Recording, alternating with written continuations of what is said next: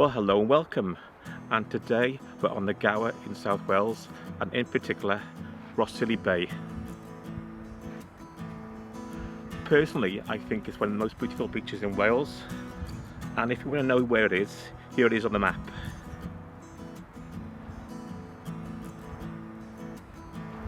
I think we need some nice views. Let's take a look.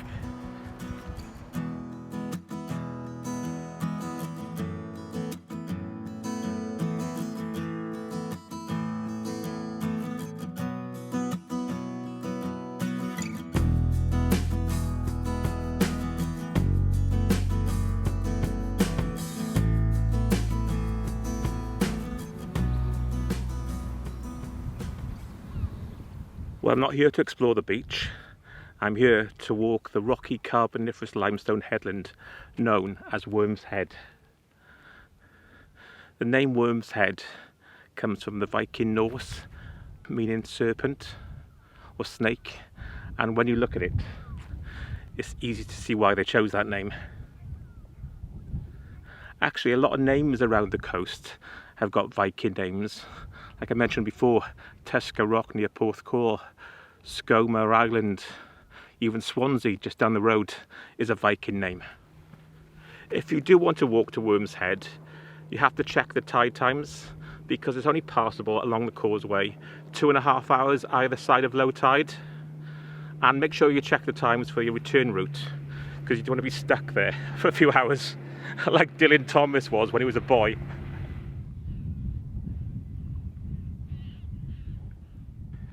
Dylan Thomas actually wrote about the time he was stuck there as a young boy, and it was getting dark and he was scared of what he thought were rats, so make sure you check those tide times. Well, the actual walk from the National Trust car park over to the headland is about 4.5 miles return, so it isn't too far.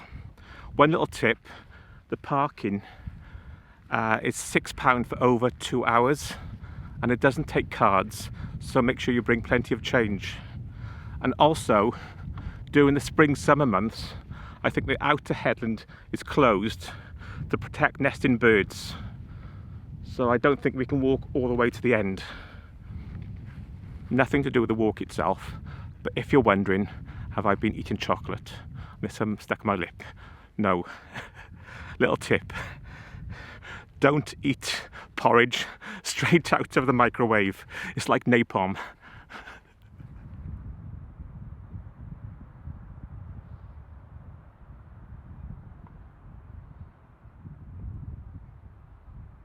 One of the first features you encounter when you leave the car park are the ditches and mounds, the remains of an Iron Age fort.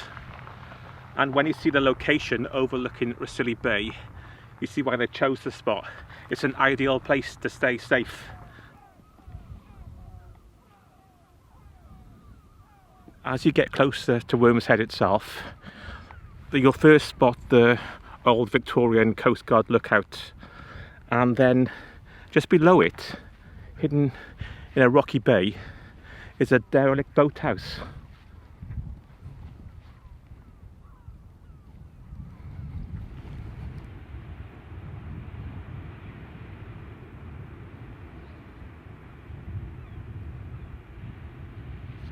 So I'm a little early. I've got about 45 minutes before the tide's low enough to cross. But it's a really nice day, so I don't mind waiting.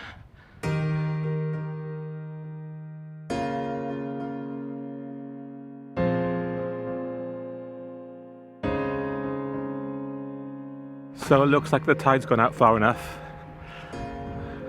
Time to go.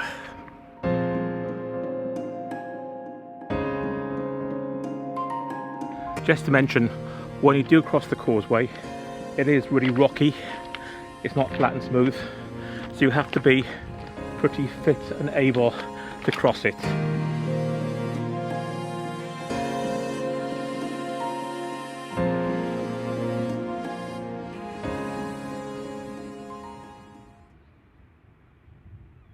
On the way back, because the tide's still a bit too high, I'm going to see if I can find a ship's anchor.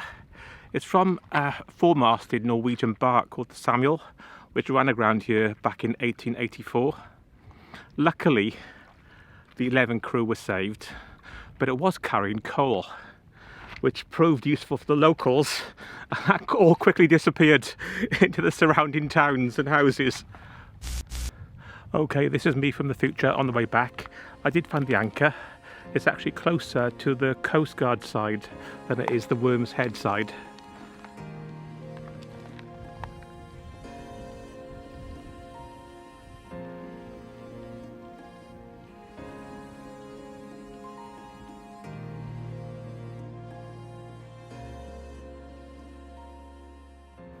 So that's where I'm going first, 150 feet up to the inner head, and apparently there's an Iron Age enclosure at the top.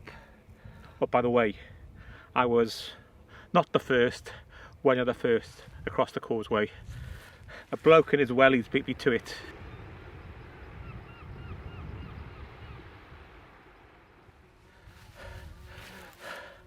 All I can say, they must have been fit in the Iron Age, going up and down that hill.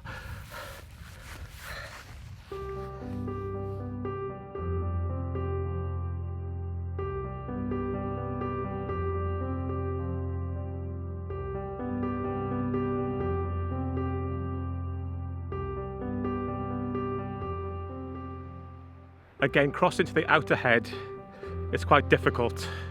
Just look at the rocks.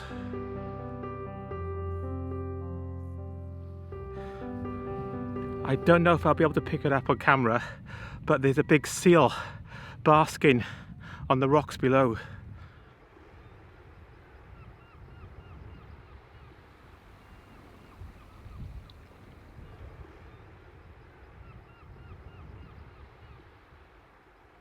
Well, that was pretty amazing.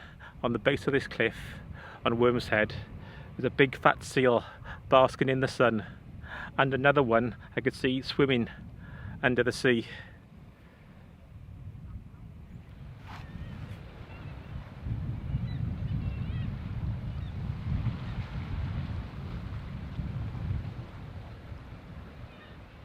Well, we're just about to go over to the outer head, and we go over a section called Devil's Bridge. It's an old collapsed sea cave.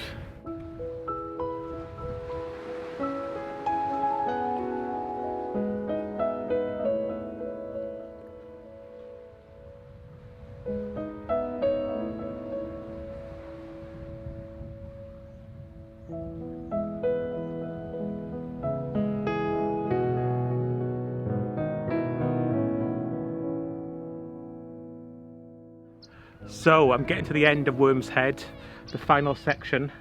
I thought this may have been closed because of the nesting birds. It's probably late in the season, and anyway, the section's open. I was reading online that this actual walk was a gentle to moderate walk. It's not really, it's quite hard going. The rocks are quite rough and it's quite steep in parts, so just be aware of that. But look at this weather, it's perfect, and the sea's really clear, and I've seen quite a few seals. So anyway, onward, last section.